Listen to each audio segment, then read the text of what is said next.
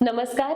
तुम्ही पाहत आहात जनसंवाद 2026 आणि आज आपण अशा कार्यकर्त्याशी संवाद साधणार आहोत जे क्रिकेट प्रेमी आहेत. वडगाव, नरे, धायरी या परिसरात त्यांना एक सामाजिक कार्यकर्ते म्हणून सगळेजण ओळखतात. एक उत्तम हॉटेल व्यावसायिक, त्याचबरोबर पर्यटनाची आवड असणारी रसिक व्यक्ती आणि यासोबतच अनेकांसाठी झटणारे कार्यकर्ते. खरं तर वडगाव, नरे, धायरी हा प्रभाग क्रमांक 34 ब जो आहे, इथे प्रत्येक नागरिकाचा जो प्रश्न आहे तो अगदी वरपर्यंत नेऊन सोडवणारे असे आपणा सर्वांचे लाडके आणि एक आदरणीय व्यक्तिमत्व म्हणजे निलेश दमिष्टे सर आज आपल्या बरोबर आहेत. त्यांची आणखी एक ओळख करून द्यायची झाली तर खडकवासला मतदारसंघाच्या सोशल मीडिया सेलचे ते माजी अध्यक्ष सुद्धा आहेत आणि सोशल मीडियावर तसं पाहायला गेलं तर प्रचंड ऍक्टिव्ह ते असतात कायम आणि नागरिकांच्या प्रत्येक प्रश्नाचं उत्तर देण्यासाठी जनजागृतीसाठी तत्पर असतात. निलेश दमिष्टे सर आज आपल्यासोबत आहेत. सर नमस्कार. नमस्ते. माझा पहिला प्रश्न आहे की जनतेचा राजकारण्यांकडे बघायचा दृष्टिकोन बदलतोय का? सध्या धायरी, नरे, वडगाव सगळ्या परिसरामध्ये काय एकंदर राजकीय चलबिचल जनतेला नजरेस येते? जनता खरं तर वैतागली आहे. बर. आणि वैतागल्यानंतर आज इलेक्शन्स आहेत. तर इलेक्शन मध्ये नवीन आपल्याला कोणतरी उमेदवार मिळेल, नवीन चांगला नगरसेवक मिळेल या दृष्टीने त्यांच्यात एक चांगली चेतना देखील आहे. तेव्हा ज्या काही समस्यांचा महापूर आपल्या भागामध्ये झालाय याला कोणतरी नवीन नक्कीच कोणतरी संपेल ही त्यांच्यामध्ये आशा आहे. राजकारण्यांकडे बघायचं झालं तर आज सगळ्या गोष्टी खूपच बिकट झालेल्या आहेत. आज इकडे दिसणारा नेता तिकडे दिसतोय, म्हणजे त्याच्या कार्यकर्त्यांनी माहित नसतं की किती क्षणामध्ये बदललंय. ती गोष्ट जनतेला देखील पटत नाहीये की तुम्ही विचाराशी एकनिष्ठ आहात का, तुम्ही नक्की कशासाठी पक्ष बदलताय, काय करताय, याच्याशी आत्ता मनाला भेडसावणारा प्रश्न झालाय जनतेला देखील. त्याच्यामुळे जनता आता मात्र उत्साही वातावरणात आहे. नवीन वर्ष आहे, नवी पहाट आहे. लोकांना नवीन नगरसेवकाची खूप चांगली अपेक्षा आहे. तुम्ही उल्लेख केला की एका क्षणात पक्ष बदलला जातो. सो जनतेचं असं म्हणणं आहे उमेदवाराची निष्ठा पक्षासाठी आहे की पदासाठी आहे? निश्चितच आताची जी सिच्युएशन आहे ही निष्ठा पदासाठीच आहे. जर पदासाठी नसती तर तुम्ही वारंवार पद उपभोगून देखील मोठी मोठी पद उपभोगून तुम्ही दुसरे पक्ष घेता कसे? बरोबर. आणि ज्या व्यक्तीने तुमच्या विरोधात प्रचार केला, तुमच्या विचारधारेच्या विरोधात प्रचार केला, त्या व्यक्तीला तुम्ही तुमच्या पक्षात घेता कसे? म्हणजे घेणाराही दोषी आणि जाणाराही दोषी अशी सिच्युएशन असल्यामुळे जनतेला, मतदाराला देखील आता प्रश्न झालाय की नक्की आमच्यासाठी कोण काम करणार आहे का, हेच यांची खुर्ची टिकवणार आहे. बरोबर आहे. या अनुषंगानेच पुढचा प्रश्न आहे की आजकालच्या मतदाराला हे माहिती आहे की लोकसेवेला किती महत्व उमेदवार देतोय. सो आजकालचे सत्ताधारी हे जनसेवा करतात की फक्त मनसेवा आहे? याच्यात मॅडम मी एक शब्द ऍड करेल. बर. लोक म्हणतात जनसेवक, एक म्हणतो मनसेवक, एक म्हणतो नगरसेवक. मतदारांमध्ये आता यांचं नाव झाले धनसेवक. आणि ज्याच्याकडे धन आहे तो धन खर्च करतोय आणि हा धन का खर्च करतोय याचं उत्तर प्रभागात झालेल्या समस्यांच्या महापुरामधून सरळ दिसून येतं की भरपूर भ्रष्टाचार होतो. त्यांच्या सोयीनुसारचे रस्ते केले जातात, त्यांच्या सोयीनुसारचे म्हणजे त्यांच्या जिथे जागा असतील, त्यांच्या ओळखीचे बिल्डर्स असतील तिथे सोयी दिल्या जातात. पण सामान्य जनतेच्या घराजवळ, सामान्य जनतेच्या घरापर्यंत जायला रस्ता नसतो, त्याच्या घराला पाणी नसतं, त्याच्या तिथे चांगली ड्रेनेज लाईन देखील नसते.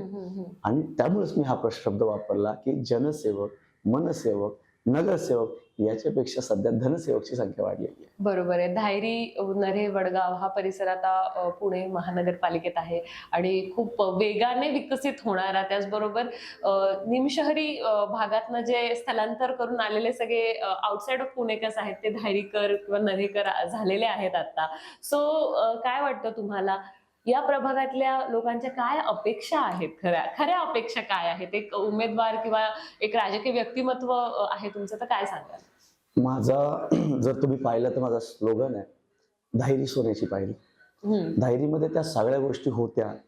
तिथे शेती असायची, तिथे पाणी असायचं, तिथे वाहतूक असायची, निसर्ग असायचा. डोंगराच्या जवळून सुरू झालेला आमचा परिसर हा सिटीच्या अगदी जवळ आहे. खरं सांगायला गेलं तर DSK आमच्याकडे 97 साली आले होते. त्यावेळी हायवे पण तिकडनं जाणार होता. एक मोठा बिल्डर आमच्या भागात आल्यानंतर प्रभागाची विकासाची सुरुवात अतिशय चांगली झाली होती. परंतु मागच्या 10-12 वर्षात उठावदार अशी ठाम ठोस कामं न झाल्यामुळे आता समस्यांचा महापूर त्या ठिकाणी झालाय. 25 वर्षापूर्वी झालेला डीपी, त्या डीपी मध्ये असणाऱ्या गोष्टी आजपर्यंत झालेल्या नाहीत. जर तुमच्या इकडे एकाच रोडवर 15 वेळा डांबर पडत असेल तर नवीन रोड होणार कधी? बरोबर. अतिक्रमण थांबत नसतील तर पालक हे मुलं शाळेत कधी वेळेत जाणार, पालक कामावर कधी वेळेत जाणार? बरोबर. हे अशी सामान्य नागरिकाची अपेक्षा काय असते? मला जिथे राहायचंय तिथे स्वास्थ्य पाहिजे, माझी मुलं सुरक्षित राहिली पाहिजेत, माझ्या मुलांचं शिक्षण चांगलं झालं पाहिजे, भविष्य चांगलं झालं पाहिजे, आणि माझी जी निवृत्तीची वेळ आपण म्हणून रिटायरमेंटची, तिथे मला चांगला विरंगुळा पाहिजे, बाग पाहिजे, छान माझे मित्र झाले पाहिजेत. ह्या प्रामाणिक आणि प्रमुख अपेक्षा लोकांच्या आहेत, ज्यामध्ये त्या पूर्ण करायला सध्याचे सत्ताधारी नगरसेवक धायरी प्रभागामध्ये सपशेल अपयशी ठरलेले आहेत. बरं, म्हणजे मला असं म्हणायचं आहे, नागरिकांना जे सुरक्षित, त्याचबरोबर अतिशय शांत आणि आपल्या फॅमिली लाईफसाठी उत्तम अशा संधी देणारं जे शहर अपेक्षित आहे किंवा परिसर अपेक्षित आहे, तो धायरी, नऱ्हे, वडगाव परिसरात कुठंतरी कमी पडतो आहे. सर, आजकाल असं म्हटलं जातं की ज्याच्याकडे बोलण्याची ताकद आहे तो उत्तम पद्धतीनं पुढे जाऊ शकतो. भाषण जुने नेते करायचे ते आजही सोशल मीडियावर प्रचंड व्हायरल होतात, शेअर होतात असं म्हटलं जातं. पण आता जेव्हा आपण राजकारण बघतो, निवडणुका बघतो, त्या प्रत्येक वेळी पैसा फेको तमाशा देखो अशी परिस्थिती आहे. ज्याच्याकडे पैशाची ताकद आहे तो निवडणुका जिंकतो. सो तुमचं याबद्दल एक सामाजिक कार्यकर्ते म्हणून काय मत आहे की याचा लोकशाहीवर काय परिणाम होतो? 100% परिणाम होतो. परिणाम असा होतो, तुम्ही तात्पुरतं मदमस्ती एन्जॉय करता, बरं, लॉंग टाइमचा जो इफेक्ट आहे तो आपल्याला मिळत नाही. म्हणजे पैसे खर्च केले तर होम मिनिस्टर सारखे मोठे मोठे कार्यक्रम घेतले जातात, गर्दी होते, एन्जॉय होतो, पण प्रभागाच्या विकासाचं गणित काय? तुम्हाला तात्पुरती आश्वासनं दिली जातात, तात्पुरता तुम्हाला खेळ दाखवला जातो, आणि या 15 दिवसाचा असू द्या, इलेक्शन टाइमचं, महिन्याभराचं असू द्या, हे तुमच्या डोक्यात बिंबवलं जातं. आणि मागच्या 5 वर्षात तुम्ही घरात काय काय त्रास सहन केलेत, तुमची फॅमिलीने काय काय त्रास सहन केलेत, तुमच्या मुली सुरक्षित आहेत का, मुलं सुरक्षित आहेत का, 1 तास तुम्ही तुमच्या मुलाला तुमच्या सोसायटीच्या गेटच्या बाहेर सोडू शकता का, एवढी सिक्युरिटी आहे का, हे सगळं विसरवलं जातं. आणि मग हा तोच खेळ होतो जो त्यांना करायचा असतो. धनाचा वर्षाव करून तुमच्या मनाचा विसर करून देतात ते लोक. वा, खर तर हा प्रश्न प्रत्येक सुज्ञ नागरिकाने स्वतःला विचारलाच पाहिजे की खरंच आपण सेफ आहोत का, साऊंड आहोत का, आणि या वाढत्या पुण्यनगरीमध्ये आपल्याला पुढे जगता येणार आहे का. निलेश सरांच्या आई या सुरेखा दमिष्टे गेल्या अनेक वर्षांपासून खरं तर चळवळीने अतिशय उत्तम पद्धतीनं आपल्या सगळ्या महिलांसाठी आणि धायरीकरांसाठी काम करत आहेत. सर, गेल्या अनेक वर्षांपासून तुम्ही सुद्धा त्यांच्या पदराखाली मोठे झालेले आहात. वयाच्या 10व्या वर्षी तुम्ही आईबरोबर, आई जेव्हा सरपंच पदाची निवडणुकीसाठी उभी होती त्यावेळीपासून काम करत आहात. सो कुठला असा क्षण होता ज्यावेळी आपली आई वेगळी आहे आणि वेगळ्या पद्धतीने काम करते हे तुम्हाला कळालं?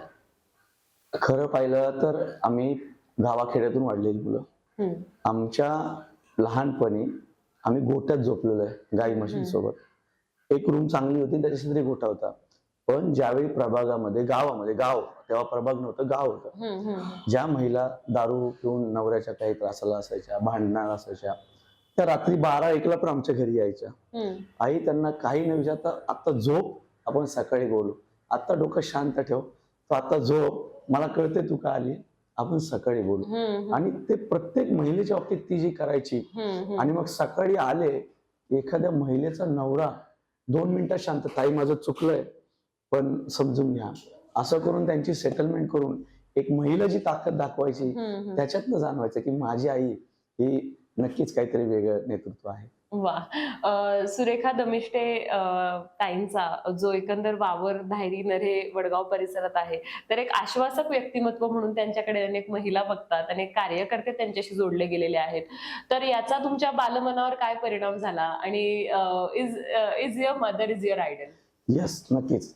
जेव्हा पण मी निलेश दमिष्टे कुठे पण जातो ना, तर पहिलं बघितलं तर हा सुरेखाताईंचा मुलगा आहे. त्याच्यामुळे ऑटोमॅटिकली माझ्याकडे बघण्याचा, माझ्याशी वागण्याचा, मला समजून घेण्याचा एक आपोआप बदल असतो.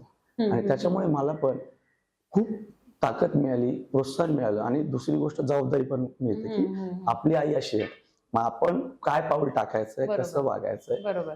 पण सुरेखा ते धमिष्ठेंचा मुलगा ही जी गोष्ट होती ही मला अनुभवायला मिळायची.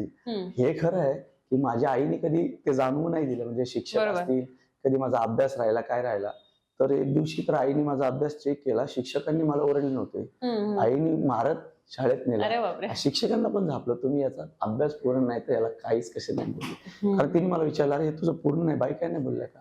म्हटलं नाही. बाकीच्यांना मारलं का? म्हटलं हो मारलं. तुला का नाही मारलं? माहित नाही. म्हटलं मला नव्हतंच माहित.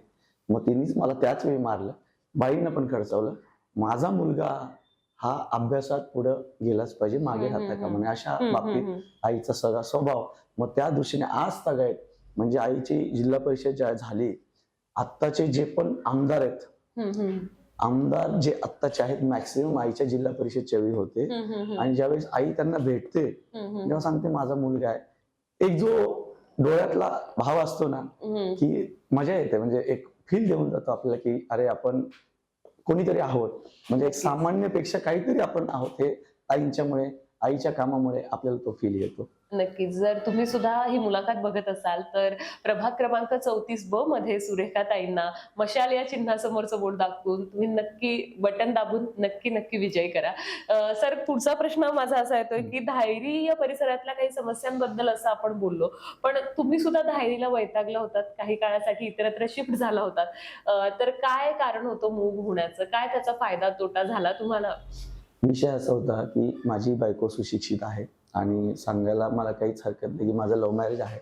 सीकेपी ब्राह्मण माझी बायको, इंटरकास्ट झाला, मी मराठा आणि ती सीकेपी ब्राह्मण. थोडंसं शिक्षित वर्ग, सुशिक्षित कुटुंब. प्रभागात ट्रॅफिकची भरपूर समस्या, मुलांची सुरक्षा नाही, आजूबाजूचं वातावरण थोडं डिस्टर्ब. या दृष्टीने बायको म्हटली की मुलांचं फ्युचर म्हणून आपण काहीतरी निर्णय घेतला पाहिजे. आपल्यासाठी नाही पण मुलांसाठी थोडं तुम्ही हे केलंच पाहिजे. बऱ्याच वेळा नाही हो करत आम्ही निर्णय घेतला. धायरी सोडून मला राहावं लागलं. परंतु आपला बघतो आपला असतं. मी परत बायकोला शब्द दिला की मला 5 वर्ष दे. मी जर माझ्या गावचा विकास नाही करू शकलो, माझ्या इथलं ट्रॅफिक नाही सोडू शकलो, माझा जर बदल नाही करू शकलो, तर पुढच्या 5 वर्षानंतरचा वेळ तू म्हणशील तो. पण ही 5 वर्ष मी म्हणेल ते कर, हे मला दे. आणि त्यातनं मी हे सगळं सुरू केलेलं आहे. आणि हे खात्रीशीर सांगणार की इथले प्रमुख प्रश्न सोडवण्यासाठी दमिष्ठे कुटुंब सुरेखा ते दमिष्ठेंपेक्षा निलेश दमिष्ठे जास्त पुढे असणार आहे. वा सर, दमिष्ठे कुटुंब तर कायम आपल्या प्रभागाच्या विकासासाठी आहेत, पण गेल्या अनेक वर्षांपासून धायरीकरांनी, नरे गावाने किंवा आपल्या प्रभागाने इतर लोकांनाही निवडून दिलेलं आहे. तर त्यांनी काय काम केलंय, कसं काम केलंय असं तुम्हाला वाटतं? लोकांच्या अपेक्षा पूर्ण झाल्या का? नागरिक सुखी आहेत का? जसं आपण मगाशी बोललो ना मॅडम, जनसेवक, मनसेवक, त्यांनी धनसेवकचं काम केलं. आणि त्याच्यामुळे जर काम झालं असतं तर त्यांना आता प्रचार करायची गरज पडली नसती. त्यांना हाय लेवलच्या रॅलीज काढायची गरज पडली नसती. जर काम केलं असतं तर त्याचा प्रचार मतदारांनी केला असता. आणि आज आम्ही जेव्हा मतदारासमोर जातोय, मतदारांचा अतिशय चांगला रिस्पॉन्स येतोय की दमिष्ठे ताईंचा मुलगा, अहो आम्ही तुम्हाला सोशल मीडियावर बघतो, आम्ही तुम्हाला फेसबुकवर बघतो, ताईंची कामाला माहिती. काही तर महिला म्हणतात माझ्या मुलीचं लग्न ताईंमुळे टिकलेलं आहे, माझा संसार ताईंच्यामुळे टिकलेला आहे, आम्ही ताईंमुळे शिकलो. हे बघताना ऐकताना खूप छान वाटतं.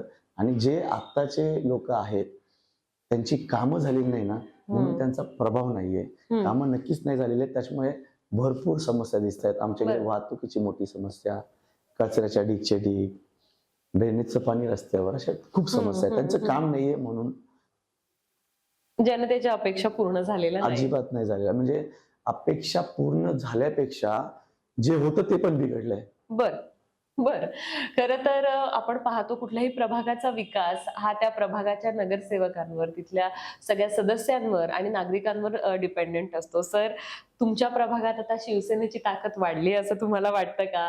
लोक असं म्हणतात की आता सध्या वारं वाहतंय वेगळ्या पद्धतीनं. सो काय सांगाल याबद्दल? मला तुम्ही विचारलं तर माझ्या अंगावर खरं शहार आलाय. खरं शिवसेनेची ताकद वाढली का, तर तिथल्या सगळ्या कार्यकर्त्यांमध्ये, पदाधिकाऱ्यांमध्ये नक्कीच जोश आहे. कारण एक जिल्हा परिषद सदस्य आणि दमिष्ठे कुटुंब आपल्यासोबत एक झालंय म्हणून त्यांच्या जोश आहे. पण मी खरं सांगू मॅडम, आज निलेश दमिष्ठेच्या चेहऱ्यावर जे हसू आहे ना, हे हसू शिवसेनेमुळे आहे. कारण शिवसेनेने तिकीट देऊन दमिष्ठे कुटुंबाचं राजकीय अस्तित्व टिकवलंय. नाही तर आमचं तिकीट कट झालं होतं. दमिष्टे कुटुंबाला, चांगल्या कामाला, चांगल्या नेतृत्वाला संपवायचं जवळपास प्लॅनिंग केला होता. म्हणून ज्या पक्षाशी आम्ही एकनिष्ठ राहिलो त्यांच्या स्थानिक काही लोकांमुळे म्हणा किंवा काही विषयामुळे आमचं तिकीट कट झालं होतं. परंतु शिवसेनेच्या पदाधिकाऱ्यांनी, कारण आम्ही अनेक दशकच म्हणली तरी चालेल, आमदारकी खासदारकी ही महाविकास आघाडी म्हणून काम केलं, ज्याच्यामध्ये काँग्रेस, आम आदमी पार्टी, मनसे आता जॉईन झाला, पण शिवसेना उद्धव बाळासाहेब ठाकरे आम्ही रेग्युलर काम एकत्र केलेली आणि नेहमीच आमचा एक सलोखा, आमच्या धायरीचा एक इतिहास पण आहे. निवडणूक झाली, निवडणुकीच्या दिवशीपर्यंत आम्ही सगळे विरोधात प्रचार करत असतो, पण काही असलं तरी ज्या दिवशी मतदान संपतं ना मॅडम, तर मतदान संपल्या आम्ही असा मोठा राऊंड करून भेळ आणून सगळे एकत्र खातो आणि ती मजा वेगळी असते. नक्कीच. चिन्ह आहे मशाल, लक्षात ठेवा, एवढंच मी म्हणेल. सुरेखाताई दमिष्टे यांना प्रचंड बहुमताने विजयी करा धायरीकर. सोशल मीडियावर निलेश सर तुम्ही प्रचंड ऍक्टिव्ह आहात. People just love your WhatsApp stories. तुमच्या इंस्टाग्राम, फेसबुकवर खूप सारा अवेअरनेस तुम्ही पसरवत असता. तर नागरिक म्हणतात की निलेश सर आम्हाला खरंच बरं वाटतं, बऱ्याच गोष्टी तुमच्याकडून कळतात. तर काय सांगाल याविषयी? तुमच्या प्रभागात काय बदल इथून पुढे घडवणार आहात वाया सोशल मीडिया? आपण करत असलेल्या कामाची पावती कधी मिळते ना, तर कोणीतरी जाणीव ठेवतं. त्यानंतर आता समजा आपण मांडतोय, समोरच्याला माहितीये की मला रोज ट्रॅफिक मध्ये जिथे 15 मिनिटात पोहोचलं पाहिजे मला पाऊण तास लागतो. बरोबर. याच्यावर आवाज कोण उठवतोय? निलेश दमिष्टे, दमिष्टे परिवार. मग डीपी रोडचं कोणी माहिती दिली आहे तर ते दमिष्टे परिवार. मग जर आता हा माणूस माहितीतला आणि चळवळीतला आहे, जर आता ड्रेनेजचं अडकतंय तर कोणाला सांगितलं पाहिजे? पहिला फोन दमिष्टे, साहेब तुम्ही या आणि इथली रील करा जरा प्लीज या. मग ती रील केली की ती अधिकाऱ्यांपर्यंत पण पोहोचवली पाहिजे आणि पोहोचून त्यांचा पाठपुरावा करून ती संपवली पण पाहिजे. त्याचा नुसता रील काढला, नुसता सोशल मीडिया केला आणि गप्प बसलो तर ती नाही मिळत. पण सध्याच्या काळामध्ये आमच्या काही कामाला पाठपुरावा देखील आम्ही केला आणि त्या पाठपुराव्यामुळेच आपण जास्ती फेमस झालो.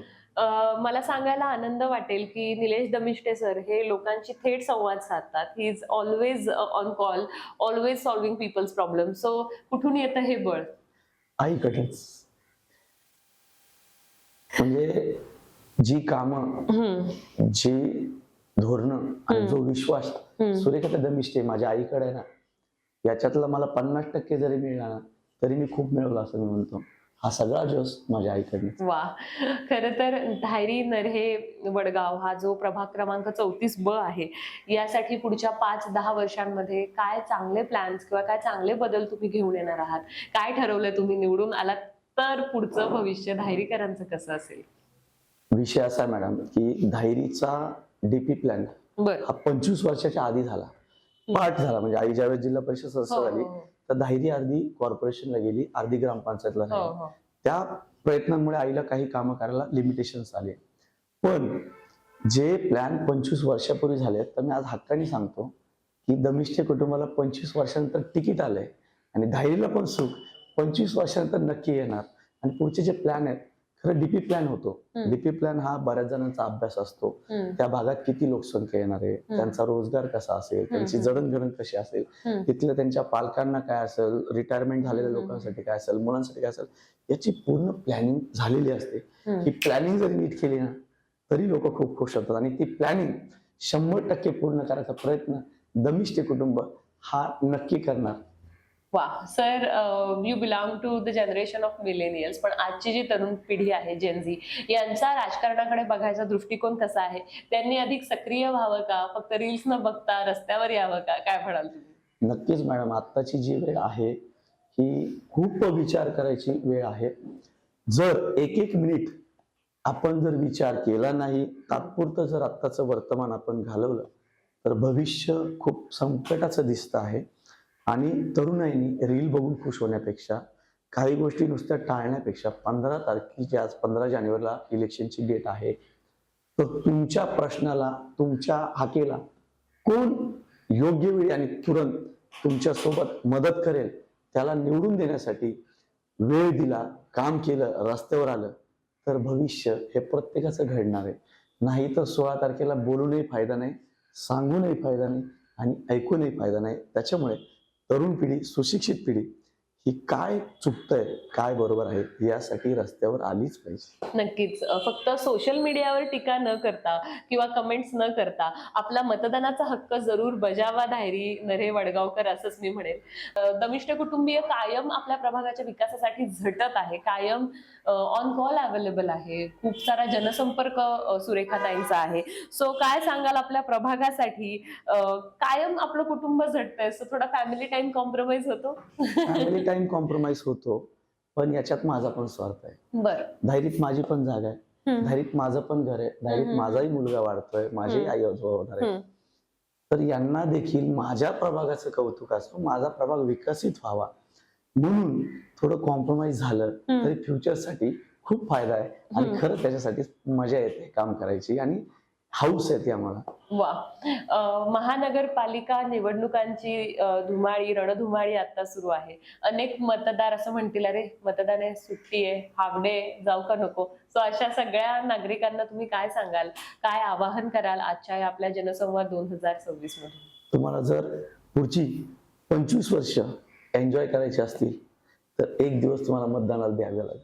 जर तुम्ही आज मतदानाला न देता जर फिरायला गेलात, सुट्टी एन्जॉय केलीत, तर पुढची 25 वर्ष तुमची पुढची पिढी, तुमचं रिटायरमेंट हे तुम्ही पूर्ण नक्की खराब करणार. कारण आत्ताची जी इलेक्शन आहे ती पैसे घेऊन मतदान करणाऱ्यापेक्षा सुशिक्षित वर्गाने हातात घ्यावी ही माझी प्रामाणिक इच्छा आहे. कारण सुशिक्षितला साधारण कळतं काय चुकतंय काय बरोबर. त्याच्यामध्ये न त्रासून जाता, न त्याच्यापासून पळता प्रामाणिक गरज आणि प्राथमिक गरज काय असेल तर ही इलेक्शन, ही निवडणूक सगळ्या सुशिक्षित लोकांनी घ्यावी. कारण सुशिक्षितला जो चांगला वाटेल ना त्यांनी एकाला निवडून द्यावं, ठाम निवडून द्यावं. तुला का निवडून देतोय, तुझ्याकडनं काय अपेक्षा आहेत, हे सुशिक्षितांनी ठरवावं. आणि सुशिक्षित ज्यावेळी ही निवडणूक हातात घेतील, सुट्टी आज घेणार नाहीत, तर प्रत्येक घरातला दिवस देखील सुट्टीसारखा एन्जॉय करता येईल एवढी खात्री मी नक्कीच देतो. वा. खूप सुंदर आवाहन मतदारांना